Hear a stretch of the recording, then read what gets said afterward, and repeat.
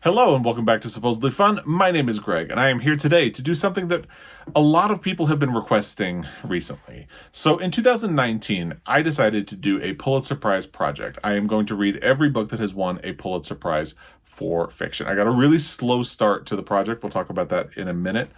But around that time, I did a video about my favorite Pulitzer Prize winners in the fiction category. And recently, a lot of people have been commenting on that video to ask if I would do an update about my favorite Pulitzer Prize winners. And I've been resisting the idea of doing a favorites video or an updated favorites video. And to be honest, I feel like that video is a little outdated. It was my first year on BookTube. I'm not exactly proud of it. I feel self-conscious about it. So I am a little embarrassed of that video, being honest, and I feel like it's a bit outdated, and I should do an update at some point because of that. However, I want to get at least further into the project before I do, and maybe even toward the end. But I figured it would be fun to do a sort of update on how the project is going. And as part of that, I had this idea to do a tiered ranking of the Pulitzer books that I have read so far, 41 of them in total. And the problem has been figuring out how to do the tiered ranking. I wasn't having any luck. I started creating my own, and it was really unwieldy and difficult, and I just hated using it. Just the other day, as I am filming this, Roro Reads, I'll tag his channel down below, did a video with a tiered ranking of the Booker Prize longlisted books for this year. And he used a program that did a tiered ranking. So I asked him what it was, and it was the solution I was looking for. So here I am to do my update on the project. Before we get to the tiered ranking, just a quick overview. So again, I decided to do this in 2019. My original intent was to read all of the Pulitzer books in order. And I pretty quickly got away from that because the way I'm doing this is a little bit different from the way other people have approached this project, because there are a lot of people who are doing a project or have done a project to read all of the books that have won a Pulitzer Prize for fiction.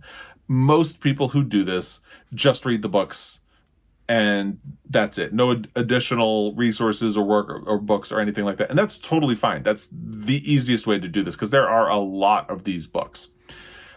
I made it more difficult for myself because I created a bunch of books that I want to read as an addendum to the project. Most of those are books. So there are a couple of books that won a Pulitzer Prize that are part of a sequel. For instance, The Magnificent Ambersons is, I can't remember if it's the second or third book in a trilogy, but there's a book that was published in a series before it. So ideally, I want to read the book that was published before it so I can get a sense of what the Pulitzer board had read up to that point. And hopefully it will help me understand what about this book, this author, felt like something that they wanted to reward for that year. I'm not obligating myself to read books that were published later. Lonesome Dove is a great example because people keep asking me if I've read the other books in that series. So Lonesome Dove was a standalone book at the time it was published and won the Pulitzer Prize for fiction. Larry McMurtry later wrote sequels and a prequel. And because they came later, I'm not obligating myself to read them. And honestly, I really like Lonesome Dove as a standalone book, so I don't feel any interest in it. So I'm not going to do it. But part of the reason I got such a slow start is that I felt like when I was going in order, I had to start with the first Pulitzer Prize winner, His Family by Ernest Poole. And that book had an addendum because a lot of people believe that Ernest Poole won a Pulitzer Prize for His Family because he had written a book that was wildly popular 2 or 3 years earlier called The Harbor. So I wanted to read The Harbor. I did a whole video about this. It will be linked down below, with a whole bunch of my other Pulitzer videos as well, if you would like to navigate around. And I read The Harbor in 2019, but I was dragging my feet getting to His Family, and then I decided, you know what, I'm not going to go in order. So Lonesome Dove ended up being the first book that I read for the Pulitzer Prize project. And then, the pandemic had hit, 2020 was kind of a mess. So 2021 is when I got back to another book in the Pulitzer canon, and that was Gone with the Wind. And I hated that book so much that it took me months to put together my video about it. It'll be down below as well. So 2022 is actually where I really started making momentum on the project. It's been an interesting series so far. Now, when I started, I had read 29 books out of what was then 92 winners of the Pulitzer Prize. In the 4 years since, there have been 5 additional winners because this year there was a tie. Trust and Demon Copperhead. So at this point, I have read 41 books out of what is now 97 Pulitzer Prize winners in fiction. I have read 8 new books for my Pulitzer Prize project, and I have done 1 reread. That is less. So I have read a lot more books that have won a Pulitzer Prize for fiction than I have done videos or deep dives. I've really wrestled back and forth with the idea of just doing deep dives on books that I have already read. Maybe at some point I will. However, for now, I am trying to stick with the idea that I will reread them first. And we'll see how that goes. I feel like even if I've read it before and liked it, maybe I'll listen to it on audio instead of sitting with the actual text, which is how I am approaching any of the new books that I have not read before. But right now I am intending to reread books before I allow myself to do a deep dive on them. We'll see if that continues. In cases like this year when Demon Copperhead and Trust won, they were fresh enough in my memory that I could do a reaction to them or a deep dive on them, and felt pretty comfortable that I could do justice to it. Now, I have also done 2 videos about years with no prize because I really want to look at those years as well and figure out why no prize was given and look at the controversy, because there are fascinating stories in years where no prize was announced as well. So that is the intention. I am also trying to stick a little bit to the notion of staying in the same time areas, even though I'm not going in order. Like, my original idea there was that if I read them in order, it's going to be a lot easier to notice trends, things that were important to the Pulitzer board or juries at that time that felt like something worth rewarding. And I have spent a lot of time with books from the early years of the Pulitzer Prize for fiction. And I've spent some time with recent books as well. So I'm trying to stick in those 2 areas because I feel like I'm picking up on trends. And I don't want to just sort of scattershot be going all over the place, because I feel like it would be more difficult to notice those things if I'm going all over the place. I kind of had it in my head that I might try to read 1 Pulitzer book from each decade that the prize has existed this year, and then I almost immediately dropped that because I realized I was having a lot of luck identifying trends in the early part of the Pulitzer Prize years. So, hi. Editing Greg wanted to jump in for a moment and just hammer that point in a little bit, because one thing I've been doing a lot recently is watching videos where people react to the Booker Prize long list. And one thing you see in a lot of these videos is how people pick up on commonalities among the books. And that really gives you a sense of what the jury for this year is sort of interested in. And if you are also watching these Booker Prize long list reading videos or vlogs or reviews or anything like that, which you probably are, you can see that in action. And I think that's very similar to what I have been noticing about sticking in the same time period with the Pulitzer. I just wanted to mention that. I will also say, when we get to the actual ranking, I really just want to hammer in, this is very informal, very off the cuff. I will literally be making up the ranking as we go. So please understand, I will have a more formal ranking once we get to the actual end of my project, or at least closer to the end. This is something I'm just doing for fun because people have been asking what I have thought of the Pulitzer books that I have read so far. So very informal, very off the cuff. Again, literally making it up as I go. We're good. Back to the rest of the video. Let's attempt the tiered ranking at this point. That's your update on how the project is going. So I have pulled up this program. I've inserted the dust jackets for the 41 Pulitzer books that I have already read. Let's assign them to different categories. I have 6. Best, great, good, meh, which is just fine, oof, which is something I really didn't like, but that other people might, and Awful, which is bottom of the barrel, just a terrible book in general. Let's see how this goes. All right. So we are going to start with The Age of Innocence. This is not in any order, by the way, but I'm just going to go with whatever book is in this position. So Age of Innocence is first. This is something that I had read before I officially started my Pulitzer Prize project, and I really loved it. So right off the bat, we're actually going with something that I'm going to put in best.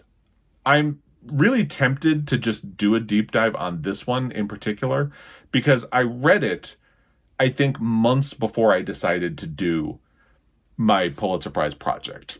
So it's kind of fresh enough in my memory that I could do it. I just feel like I should reread it. So I don't know. I haven't really decided. But I really loved The Age of Innocence by Edith Wharton. That is why I would say it is probably going to be one of the best by the time that I'm done. And by the way, I should also mention, this is going to be changeable. I reserve the right to move stuff around and rethink and reassess and reappraise my reactions to them over time. That's just the way it's going to go. And that has already happened with my impression of many of the books that I have already read for them. So we'll see where things end up by the time I finish the project. And it's going to take a long time because, again, I am not hurrying my way through this. I've been doing it for 4 years and, I've made progress, but there's still a lot of room to go. Our next one is All the King's Men by Robert Penn Warren. This is a book that I read about 20 years ago, somewhere in the early 2000s. And I remember at the time, I thought it was really good. At the time, I would probably have put it in the great books, but I also remember it being kind of dated, maybe a little problematic. So I'm actually going to put it in good. And this could really change once I actually reread the book. And this is one that will need a reread because who knows, it might end up going down to meh if it is really dated when I end up rereading it. I also thought it felt a little heavy in a thematic sense, but if it holds up better than I'm thinking it did now, maybe it'll move up to great. But good feels like a solid place to put it right now. When I read All the Light We Cannot See, I liked it a lot more than I had anticipated that I would. So at the time, and for a long time, I probably would have put it under great. But I feel like this is a book that's going to need a reread, and I'm just going to put it under good. It includes a lot of things that I don't typically enjoy in fiction. It's got very flowery prose. It has a sort of mystical plot device that has people on a parallel path intersecting at one point. It's got a lot of things I usually don't like, but somehow it worked. So I feel like good is a safe space until I reread it and can reassess how I'm feeling about it. Amazing Adventures of Cavalier and Clay. I really like that book. I'm almost tempted to put it in best, but I think great is a really good place because it's a long book. I remember there were some things about it. I remember getting bored at one point when I was reading it. I read it not long after it came out, so it's been a long time. But I think great feels like a good place for it for now. But again, this is something that could potentially move around once I have actually reread it and once I get to the end of the project. I did include The Amazing Adventures of Cavalier and Clay in my video about the 25 best books of the last 25 years. That will also be linked down below if you'd like to check that out. Angle of Repose is interesting. I had a very strong reaction to this when I read this. Again, not long before I started my Pulitzer Prize project. I think I only newly had a channel, so it would have been around the same time I read Age of Innocence. I would have put it in great at the time I read it.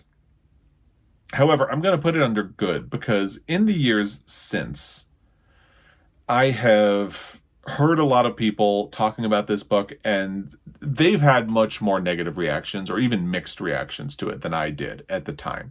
So that is a book that needs reassessment. Revisiting, at least. Not necessarily reinvestment, potential reassessment, but definitely a reread is in store. And I'm going to put it under good because I remember liking it, but I've heard things that have made me think I need to revisit it and see where I stand on it again. All right, Beloved by Toni Morrison, absolutely going to the top of this list. I think that is an absolutely fantastic book, and Toni Morrison is an incredible, incredible writer. Breathing Lessons. Now, when I first read this book, I absolutely would have put it in awful because I hated that book when I read it. Now, I'm thinking I've heard a lot about Ann Tyler's writing that makes me think this is something that I really need to reassess. I think to me at the time, it just seemed like a book about people fighting all the time and had no purpose. I have heard things about it that make me kind of think, oh, I think I know what she was doing. So right now I'm going to put it under meh, but definitely something I need to revisit, reread, and we'll see where I end up once that is done. The Bridge of San Luis Rey, a book I read a long time ago. It is a short book, so I could potentially fit it in as a reread. It would be a very interesting deep dive to try to fit in sometime soon. I'm going to put it in great. I remember being a little confused by it because I was really young and read it on my own, but I really appreciated it. And I think it's had resonance with me since I read it because it's made a lot more sense since I read it. And I think if I read it now, I would get a lot more out of it because I have a new perspective on what the book is about. So I'm going to put that one in great. Brief Wondrous Life of Oscar Wilde. I was a huge fan of this book when it was published. Again, this is something that if you asked me when I first read it, it would be going into great without a doubt. However, thinking on it since then, it seems like good is a good place to put it. And again, this is something that I really will need to reread. Maybe that'll bump it back up to good. It might even end up down in meh territory. I used to love really quirky books, and the fact that this is about a sort of chubby sci-fi obsessed kid who might be cursed that is told with footnotes really wowed me at the time. It was everything that I loved at that time, and I might have grown out of a lot of those things. So this is definitely going to need a reread. The Color Purple by Alice Walker, absolutely going up to the top. I am looking forward to rereading this. I'm hoping to reread this year because the film adaptation of the musical, which is adapted from the book, obviously, is going to be coming later this year, unless they end up bumping it because of strikes. So, love the book, and hopefully we'll be doing a project about it soon.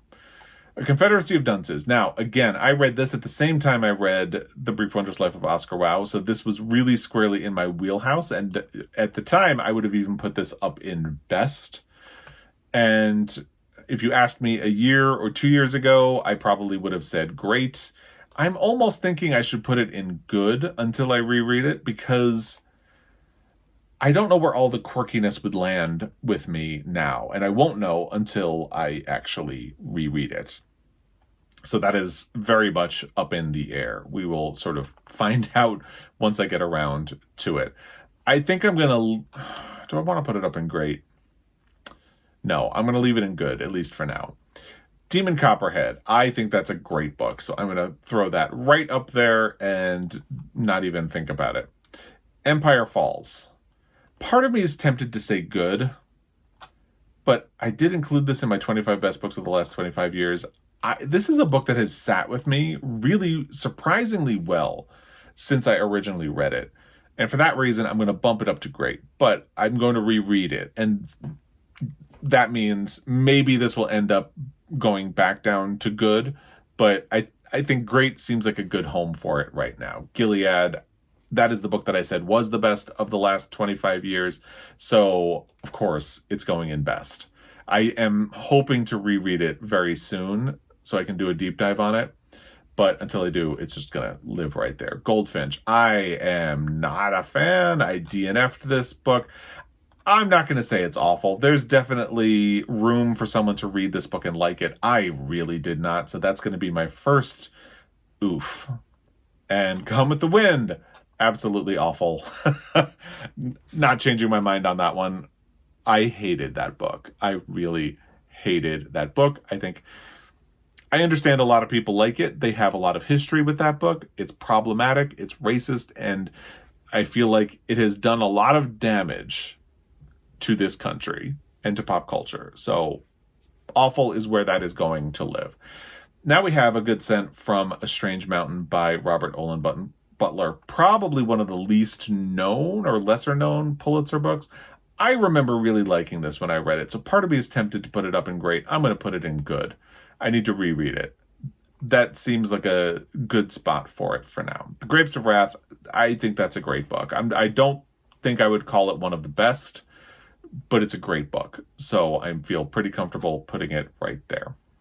His Family by Ernest Poole, the very first Pulitzer Prize winner. I didn't dislike it, so oof feels like the wrong place to put it. So meh feels pretty solid as an entry for that book. It's fine. It's not really bad, but it's not really good either. It's just fine. So meh. That takes us to the hours. Now, when I read this book, oof absolutely would have been the place that I would have put it. I need to reread it. And this is a book that has an addendum to it. I want to read Mrs. Dalloway because it's sort of inspired by Mrs. Dalloway. And that's why it's taking me a long time to get to this book. I am going to put it in meh for now, just because I really didn't like it when I first read it. Maybe I'll like it better when I reread it. I apologize. I know a lot of people like this book.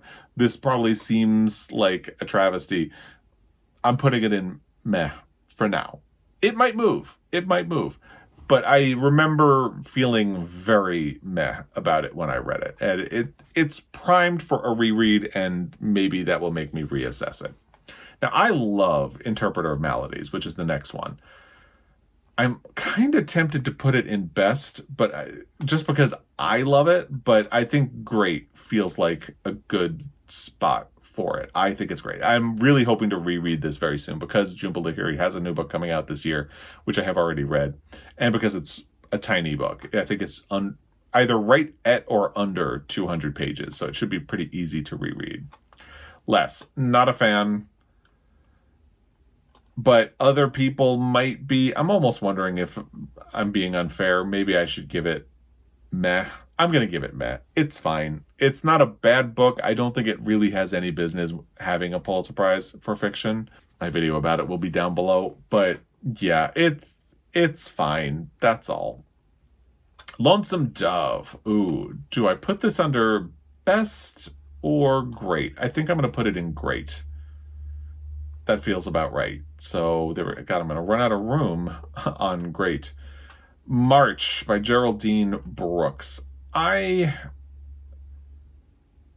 remember liking this book, but how much? I read it not long after it was published. It goes into one of these two. I'm just trying to decide. I'm going to put it in good for now.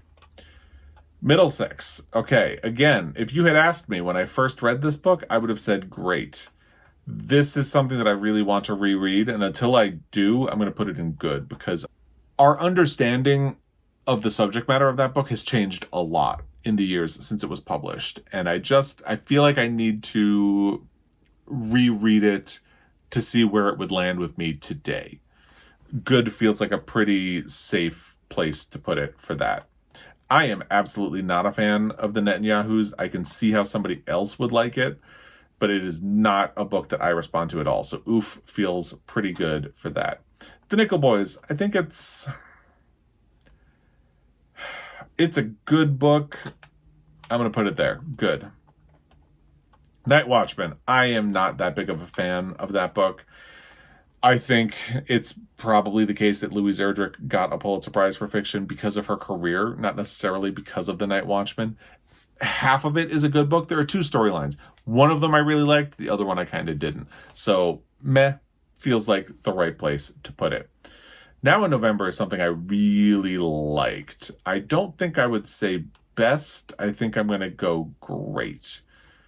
I'm ending up with a lot more books in great and good than I had kind of expected to. All right, we're almost there. Olive Kitteridge. When I first read this, I think I would have said meh. What do I think now? Without a reread, I don't know that I feel comfortable moving it up to good. I thought the writing was good. I don't think I saw Pulitzer when I initially read it. So for that reason, I'm going to leave it in meh. But when I finally do reread it, there might be a reappraisal. It might bump up. We'll find out. Okay, I'm not a fan of the overstory. I DNF'd this book. I don't think I'm going to put it in oof, though. I think I'm just going to put it in meh. Because the writing was great. It just kept getting weird and convoluted. This is one that I'm going to allow myself to do on audio when I do reread it, because I didn't finish it. I should before I do a video about it. And maybe trying again, maybe on audio, it will be a little bit better, but I can't in good conscience put it any higher than that. And I don't think oof would be fair. So I'm just going to say meh. The Road. All right. When I first read this, I would have sent it right up to the top and said it's one of the best. I don't think that's going to be the case. Do I still think it's great? I'm going to say it's great. I definitely want to reread it, and maybe it will land differently. Maybe it won't. Who knows? I think it's a great book, so I feel pretty good keeping it in there. The shipping news. Wow. I'm an Annie Proulx fan, but I didn't really like this book, so I think I'm going to... Do I want to meh it, or do I want to oof it? I think I'm going to say it's still beautifully written. I'm going to say meh. And again, I'll reread it at some point, and maybe it will move up, maybe it will move down. I don't know. But it's not my favorite by any stretch of the Annie Proulx that I have read. The Stone Diaries. This is one that I really need to reread. At the time I read it, I would have just said meh. But I think I was young. I was like 20 years old when I read that book. I think if I read it now, I'll get a lot more out of it. So, but I can't put it up in good because I need to reread it in order to reassess. So I'm going to leave it in meh, but that is another book that might move up once I reread it. I really like the stories of John Cheever. I want to reread them to see how they hold up, but I'm going to put it in great because I really liked that when I read it. I was not very much a fan of The Sympathizer. I'm very tempted to say oof. You know what? That feels right. I didn't really get along with that book. Didn't see Pulitzer.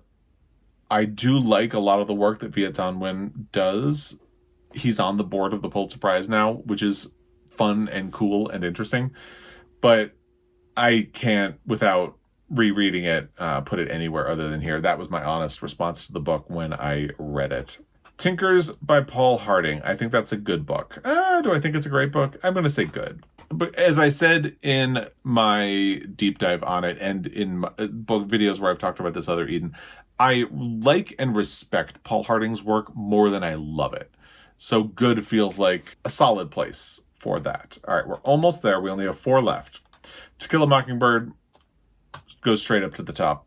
It's one of the best. Trust. I only liked 1 out of 4 sections of this book. So do I oof it or do I meh it? I think 1 out of 4 is not great. So I'm going to say oof. I could easily put it under meh. But again, I only liked 1 out of the 4 sections. I think, to me, it would be a much more interesting novel if you restructured it and got away from the format. But the format is what people really responded to. So I'm not the cheese that stands alone. There are people who agree with me. But oof feels right to me. Underground Railroad, I'm going to say good. Last one, Visit from the Goon Squad.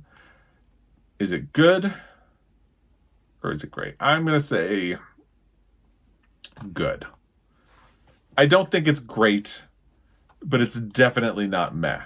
So good feels like a place for it. All right, really quickly, this is where it's hard, and I really don't want to do a full ranking, But if you wanted me to judge the best, I would put Beloved before The Age of Innocence.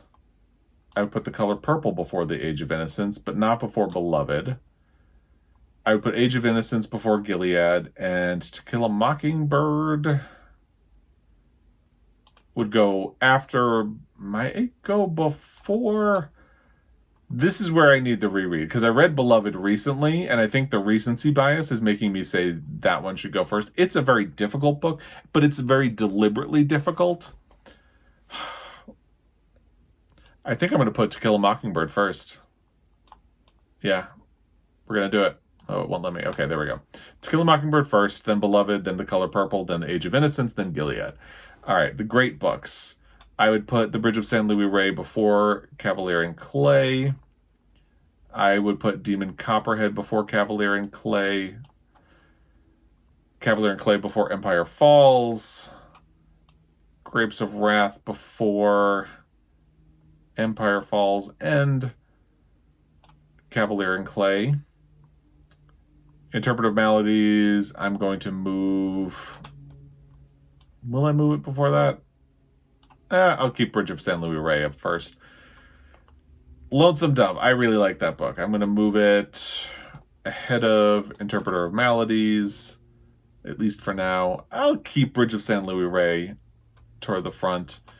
Now in November, it's going before Empire Falls and Cavalier and Clay, and I like it better than The Grapes of Wrath.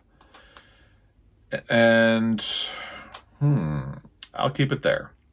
The Road, I'll put ahead of Empire Falls and Cavalier and Clay. And, that's tough. Do I put it ahead of Grapes of Wrath? I'm going to leave The Road here until I reread it. Maybe it will move up once I have reread it. Stories of John Cheever, I liked a lot. I'm going to put it... I'll put it behind The Road, though. Okay, here we go. All the King's Men, All the Light We Cannot See. I'll leave that as is. I'm going to put Angle of Repose ahead of them. Brief Wondrous Life, I'll leave where it is. Confederacy of Dunces, I'm going to put to the head of the pack for now. Good Scent from a Strange Mountain, I liked a lot, so I'm going to put it there. March, I'll put before All the King's Men. Middlesex, I do remember really liking it. I just need to reread it. So I'm going to put it there. Reread pending, obviously. Nickel Boys, I'll put ahead of Brief Wondrous. It's going to go ahead of All the King's Men for sure.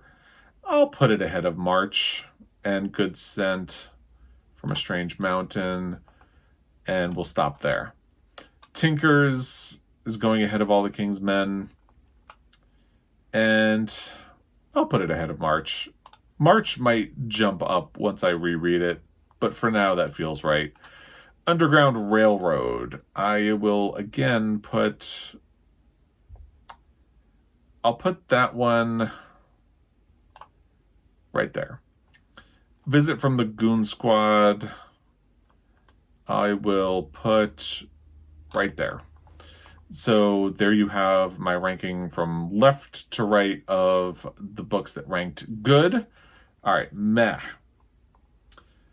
Breathing Lessons I'll put ahead of His Family. The Hours I'll probably move to the front of the pack because I think once I reread that, I'll like it a lot more. Less Can Stay There. Night Watchman will move ahead of... I'll keep it there.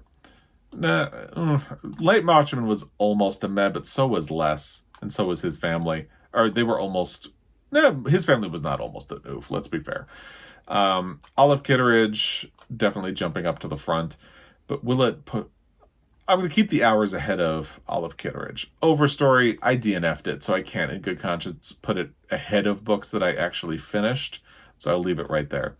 And bump Shipping News ahead of Less. Well, even ahead of His Family. And maybe even ahead of Breathing Lessons. Stone Diaries, I think, is really going to benefit from a reread. So I'm going to put it ahead of the shipping news. And there you have my mess. The Hours, Olive Kitteridge, The Stone Diaries, The Shipping News, Breathing Lessons, His Family, Less, The Night Watchman, and The Overstory. Oof. All right. I didn't finish The Goldfinch, so it has to go to the bottom. I'll put Trust first and The Sympathizer next. I really didn't like the Netanyahus, and I didn't finish The Goldfinch, and Gone with the Wind is the only awful. So there you go. There is my ranking. Hopefully this has been a fun update for you, so you can get a sense of how the Pulitzer Prize project has been going. And I didn't really cover where I'm going next. I did a little bit, so we'll see how it goes going forward. I don't really want to do a full ranking until I finish. But this is a ranking of the books that I have read so far, loose and informal, please, because again, a lot of stuff could move around as I work my way through the project. But that's the update for how things have been going. If you have thoughts, recommendations on where to go next, or anything like that, let me know in the comment section down below. As always, I really appreciate your time, and I will be back. Until next time, happy reading.